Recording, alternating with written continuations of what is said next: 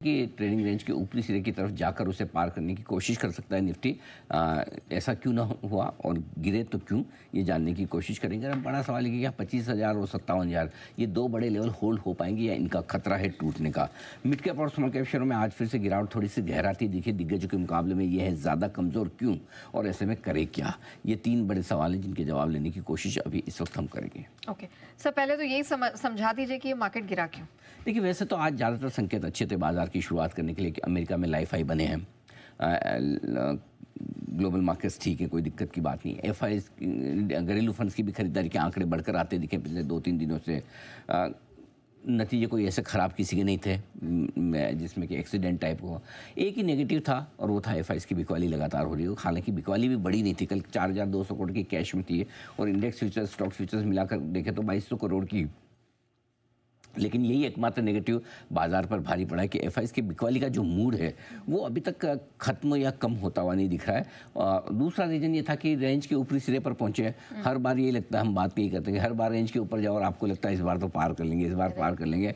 आज भी सुबह लगा कि शायद पार करने के लिए अच्छा दिन हो सकता है, लेकिन वही वीकली एक्सपायरी का दिन और फिर ऐसे में रेंज के ऊपरी सिरों पर प्रेशर आ ही जाता है। जैसे आप खरीदारी का मूड बनाते हैं प्रेशर आता है, जैसे आपको लगता है अब तो गया और वहाँ से रिकवरी आती है।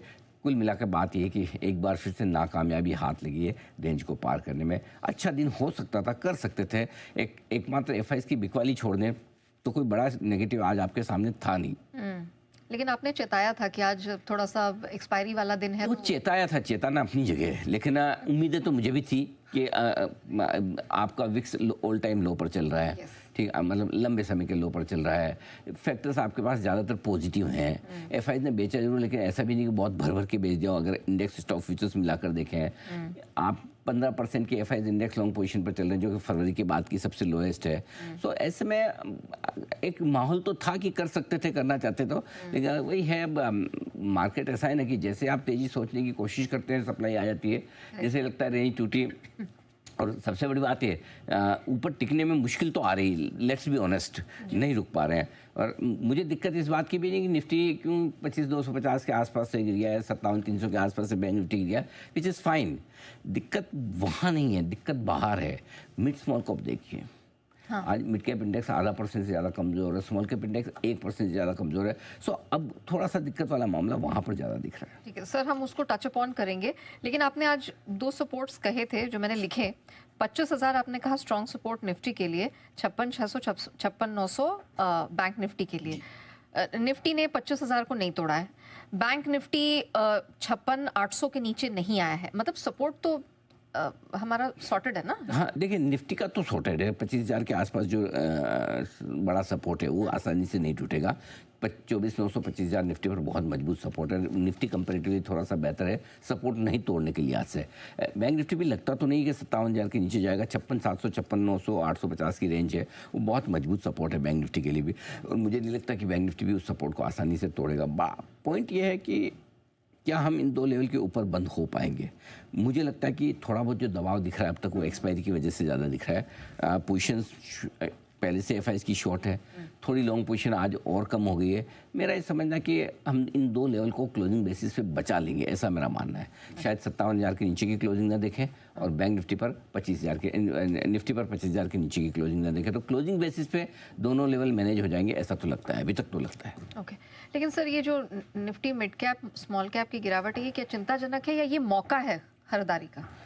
देखिए, पहली चीज़ तो है कि गिरे क्यों ये समझ लेंगे तो अपने को आइडिया लग जाएगा कि खरीदना है या बेचना है। सुस्त है बाजार, 10 दिन हो गए आपकी छोटी सी रेंज में ट्रेड कर रहे हैं निफ्टी बैंक निफ्टी दोनों, करेक्ट। ऐसे में मिड स्मॉल कैप शेयर शुरुआती 5-6 दिन तो मजबूत रहे। अब पिछले 2-3 दिन से ये भी परेशान हो रहे, थक रहे, परेशान हो रहे, मतलब वो क्या बोल रहे हैं, फटीग, चिड़चिड़ाहट। हाँ, और क्या क्या होता है, थकान थकान और फ्रस्ट्रेशन है, एग्जॉर्शन और अभी तक सही शब्द मिला नहीं ना जो चाहिए, मतलब मायूस, फेड अप, ये भी हो सकता, फेड अप। मतलब कुल मिला के कि बोलो यार क्या, मतलब लाइफ में मजा नहीं है, कुछ जिम एकदम ऐसा है नहीं, ऐसा क्या बेकार है सुन। तो 5-6 दिन ये सोचे कि चलो यार ये सुधर जाएंगे, लार्ज कैप वापस तेज हो जाएंगे, तो चलता रहा ठीक। 3-4 दिन आप स्मॉल कैप इंडेक्स देखो, 3 दिन से वही का वही बंद हो रहा है। इसको समझ ही नहीं आ रहा मैं खुल क्यों रहा हूँ। ठीक है, आज जाके समझ में आया कि मैं गिरने के लिए खुला हूँ। तो जाके 1% गिरा है। ठीक है, सो मेरा ये मानना है कि वो थकान तो लार्ज कैप नहीं चले। देखो ultimately mid small cap share तो संकेत तो वहीं से लेते हैं, इनको लार्ज कैप से ही समझ में आता है। करेक्ट। सो मेरा ये, अब ऊपर से मिड कैप IT शेयरों ने थोड़ा मूड बिगाड़ दिया। मिड कैप IT पहले से सबको पसंद है, सबको लग रहा था नंबर सच्चे आएंगे। तो जहाँ देखो दिक्कत क्या है, जहाँ थोड़ी सी अब उम्मीद है वहाँ हल्का सा निराश क्या हो गए। आज देखो बिकवाली क्या आई है, परसिस्टेंट देख लो कोफोर्स। बाय द वे कोफोर्स का मैं फिर बता दूं कि हमने सुबह ही बोला था कि अगर आपने लिया है तो स्टॉप लॉस ट्रिगर लिया। हालांकि जो लेवल का हमने स्टॉप लॉस दिया लगभग उसके नीचे ही खुला था, तो शायद आपका बाय ट्रिगर ना हुआ हो। फिर भी अगर गलती से किसी ने किया हो कि भाई बहुत नीचे मिल रहा है, हम तो बुलिश थे, तो स्टॉप लॉस जरूर मेंटेन करें। कभी कभार कोई रिजल्ट ऐसा होगा भी जो एकदम से उल्टा हो जाता है। आमतौर पर सही डायरेक्शन में जाते हैं, लेकिन कभी कभार एक आध रिजल्ट बिल्कुल समझने में या फिर समझे ठीक भी तो मार्केट का रिएक्शन नहीं समझ पाए, तो वो वाली चीज़ है। तो ये ध्यान रखें, तो आप अपना स्टॉप लॉस जरूर मेंटेन कर लें। मेरा ये मानना है, एक तो ये रीज़न है कि आज ये ज़्यादा गिरे हैं। दूसरा IEX जैसा शेयर है 25, 27, 28% घट जाए तो मूड तो ख़राब हो गए ना। इंडेक्स मिड कैप इंडेक्स में तो हिस्सा होता ही है ना इनका भी। 26% एक स्टॉक घटेगा तो दबाव तो बनेगा ही। तो एक्सीडेंट हो जाए ना एक दो मिड कैप में, समझ गया। आज 2 एक्सीडेंट हो गए आपके कायदे से, एक IEX है, दूसरा कोफोर्स परसिस्टेंट। तो ये 2 एक्सीडेंट है ना, इन्होंने मिड कैप का मूड खराब कर दिया, इसी वजह से थोड़े कमज़ोर है। ठीक है, चलिए ये तो ब्रॉडर सेटअप की बात हो गई, लेकिन आइए